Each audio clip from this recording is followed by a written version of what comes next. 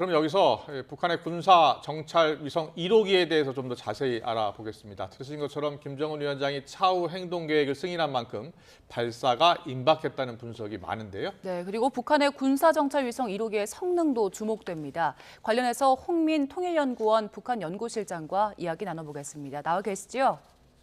예, 안녕하세요. 네, 안녕하십니까. 전문가시니까요. 지금 사진으로 공개된 그 군사정찰 위성 1호기 어떻게 보셨어요? 예, 이 위성체는요, 네.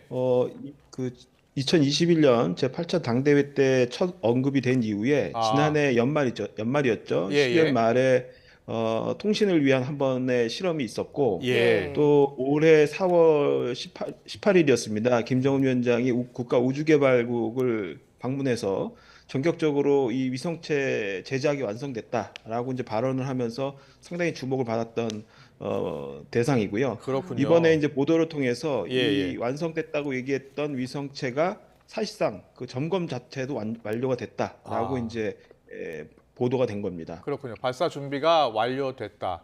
보니까 전문가들이 이제 1m 정도 크기에 무게가 한 500kg 정도 될 것으로 보더라고요.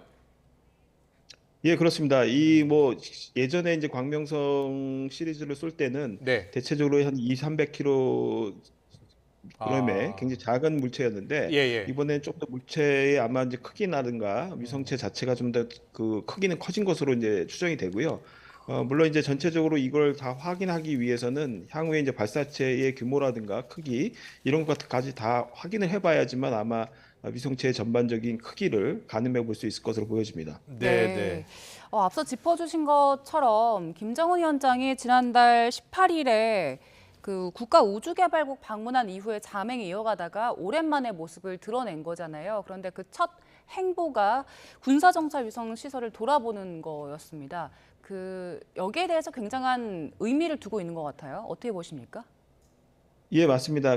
아마 이제 최근에 북한이 농업 상황이 굉장히 안 좋기 때문에 아마 모내기 시즌에 돌입하면서 여기에 이제 정책 역량을 집중하는 부분도 있지만 예, 예. 기본적으로 잠행이 길었던 이유는 아마도 이제 군 정찰 위성이 올해 전체를 성과를 가늠할 수 있는 중요한 어떤 이정표로 아마 보는 것으로 보여지고요. 예. 특히 이제 주목할 부분은 북한이 위성 발사와 관련된 모든 그 과정들을 김정은의 어떤 공개 활동을 통해서 지금 공개하고 있다라는 겁니다. 음. 이제 그만큼 김정은 위원장의 치적으로 이것을 과시하고자 하는 의도가 굉장히 강해 보이고 네. 또 어떤 면에서는 잠행 기간 동안에 이것에 집중하면서 상당히 준비를 직접 챙겼을 가능성이 높다. 그래서 이게 성공했을 경우에 갖는 주목 효과 그런 것들을 상당히 노리고 예. 의도적으로 여기에 집중하고 있는 것이 아닌가라는 생각이 듭니다. 그렇군요. 앞서서 작년에요. 작년 12월에 위성 사진을 그때 공개한 적이 있었잖아요. 그 위성 사진을 보면은 상당히 해상도가 낮았습니다. 그래서 과연 해상도가 높은 그 인공 위성일까라는 그런 의문도 생기거든요. 어떻게 전망하세요? 예, 그 당시에 북한의 김여정 부부장이죠. 부부장이 예, 여기에 대해서 상당히 발끈하면서 대응 논리를 펼친 바가 예, 있습니다. 이거는 이제 예. 실험 차원에서 행해진 것이기 때문에 음.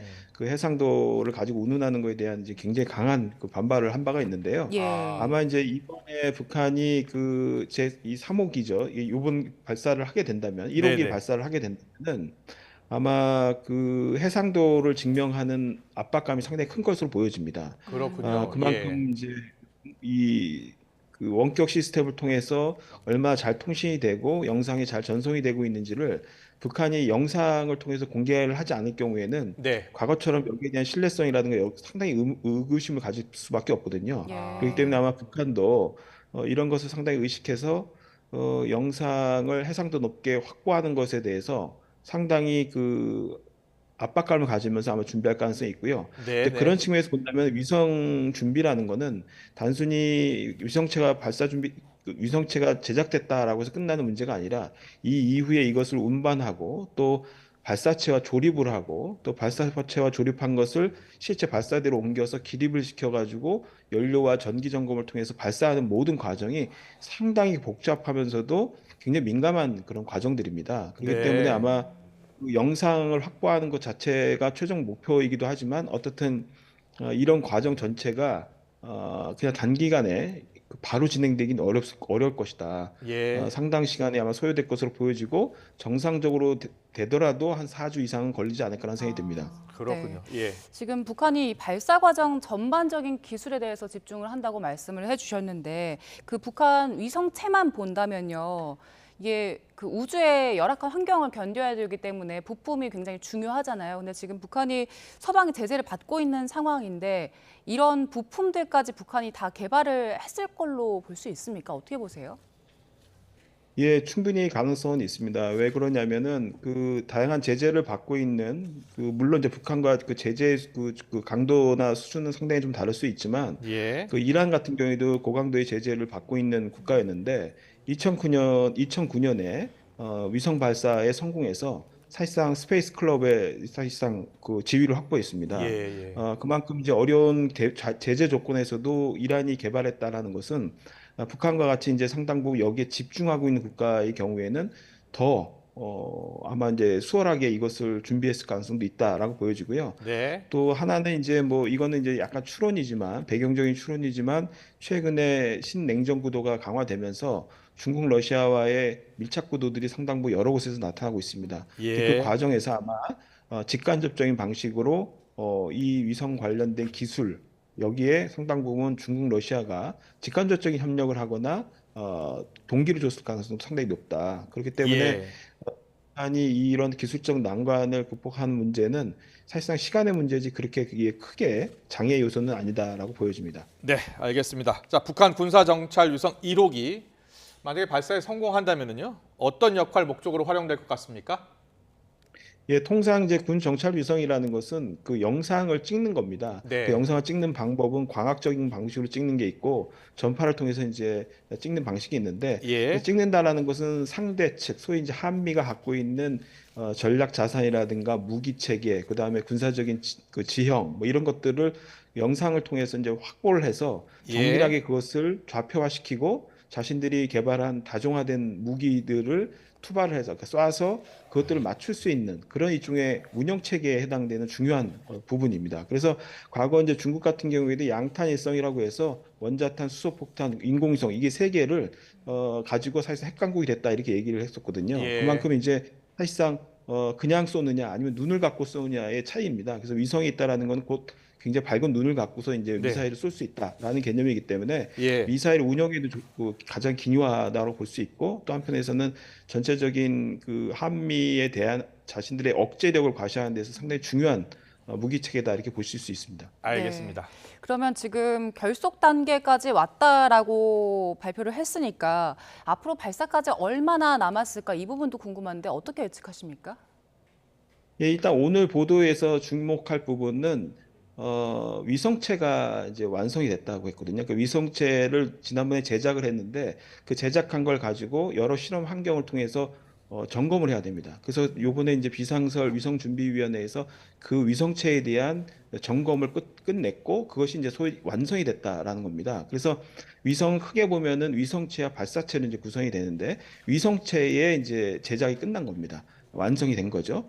자, 예. 그렇다면 그 다음은 어떻게 해야 되냐면은 바로 그 위성체를 운반시켜 가지고 그 발사체죠. 발사 추진체와 조립을 시켜야 됩니다. 예. 보통 통상 이게 이제 누리호 같은 경우에도 한 3주가량 소요가 됐습니다. 이 크게 비정상적인 상황이 아니라면 한 3주 정도 통상 걸린다는 얘기죠. 그리고 이제 그렇게 조립이 되면은 그것이 이제 특수 차량을 통해서 이동을 해서 발사장으로 갑니다. 그 전에 이미 발사장은 준비가 돼 있어야 되고요. 그 발사장에 도착하면은 조심스럽게 이제 그걸 기립을 시켜야 됩니다. 발사 패드에서. 그래서 그것을 이제 기립을 하게 되면 거기에다가 연료와 전지와 관련된 여러 점검들이 통상적으로 일주일 이상 소요가 됩니다. 이제 그렇게 해서 이제 정상적으로 작동한다고 판단하면 이제 발사하게 되는데요. 네. 그러니까 짧게 봐도 최소 봐도 3, 4주 정도 이상은 최소한 걸려야 되는 기간이고 그 네. 중간중간 어떤 문제가 생긴다면 더 지연될 가능성도 있는 그런 과정이라고 봅니다. 그래서 아마 북한이 이번에 위성체가 완성됐다고 한다면은 다른 과정에 문제가 없다면은 아마 그 나머지 프로세스를 거친다면은 최소 6월 초중순 또는 문제가 좀 생긴다면 더 지연되는 방식으로 갈 가능성이 있다고 보여집니다. 알겠습니다. 마지막 질문이 될 것 같은데요. 김정은 위원장이 한 달 만에 모습을 드러냈는데 앞서 이제 모내기철 영향이 있다라고 이야기해 주셨습니다. 그런데요, 그 한 달 사이에 한미 정상회담이 있었고요, 한일 정상회담이 있었습니다. 그래서 그 사이에 도발이 있을 것이다라는 예상도 있었는데 빗나갔거든요. 자, 그 의도를 어떻게 보세요? 예, 그러니까 일단 그 정상회담, 연쇄적인 그 정상회담의 결과에 대한 대응은 북한이 이제 다양한 담화와 그다음에 논평을 통해서 계속적으로 거기에 대한 공세는 펼쳤습니다. 소위 네, 말로써 한 이제 공세였던 것이죠. 예, 그런데 북한이 이제 정비례해서 뭔가 대응하겠다라고 한 부분들은 실제 이제 한미가 또는 한미일이 어떤 무기를 전개시킬 때 그리고 어떤 군사적인 실제적인 훈련 행동을 할 때 거기에 이제 맞대응하는 방식으로 아마 갈 가능성이 높습니다. 예, 주목할 부분은 5월 24일 다음 주죠. 다음 5월 24일 날 누리호 발사 3호기죠. 3호기 발사가 예정돼 있는 것뿐만 아니라 5월 예. 25일 날 한미 간의 이제 화력 훈련이 또 전개가 됩니다. 그렇기 아, 때문에 아마 이제 북한이 실질적으로 어떤 한미가 어떤 군사적인 훈련이라든가 네, 무기를 전개할 때 아마 맞대응 방식으로 나올 가능성이 높다. 네. 그래서 지금의 어떤 잠행이나 휴직이 있는 일종의 숨고르기나 아니면 상대의 어떤 행동이 나올 때까지 기다리는 그런 시간이었다고 볼 수 있을 것 같습니다. 네, 알겠습니다. 북한의 군사정찰 위성 1호기 여러 가지 분석을 해볼 때 약 4주 이후는 돼야지 발사를 할 것 같다라는 분석 해주셨습니다. 지금까지 홍민 통일연구원 북한연구실장과 함께했습니다. 잘 들었습니다. 감사합니다.